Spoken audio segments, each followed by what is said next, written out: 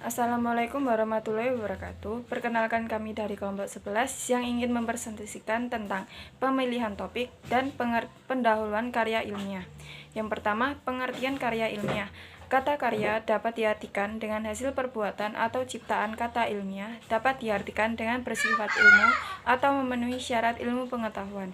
Jadi, dapat dikatakan bahwa karya ilmiah adalah karangan yang bersifat ilmu atau memenuhi syarat ilmu pengetahuan. Yang kedua, pengertian dari topik. Topik adalah pokok pembicaraan dalam keseluruhan tulisan yang digarap.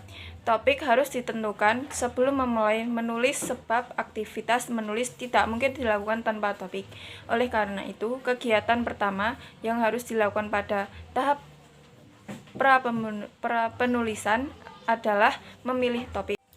Dan untuk materi selanjutnya akan dibahas oleh Mbak Fitria dan Mas Yusuf. Dalam memilih topik ilmiah harus dipertimbangkan hal-hal sebagai berikut. 1. Topik harus bermanfaat dan layak dibahas. Bermanfaat berarti bahwa topik itu akan memberikan sumbangan bagi pengembangan ilmu dan profesi. Layak dibahas berarti bahwa topik itu memang memerlukan pembahasan yang sesuai dengan bidang yang ditekuni. Topik cukup menarik, terutama bagi penulis. Topik yang demikian dapat berguna dalam membahas masalah yang dihadapi dan motivasi penulis menyelesaikan karya ilmiah secara baik. 2. Topik dikenal baik.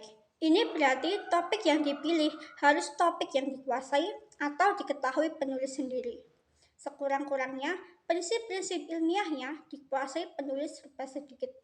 3. Tidak terlalu luas dan tidak sempit.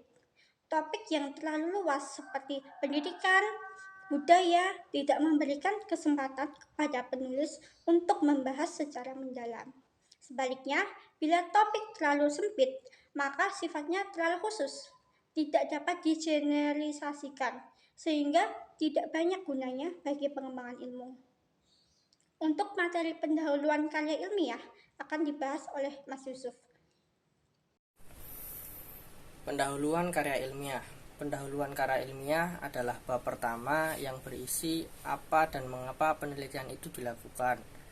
Fungsi pendahuluan antara lain untuk menyatakan subjek, untuk menyatakan maksud, untuk menyatakan wawasan, dan untuk menyatakan rencana uraian.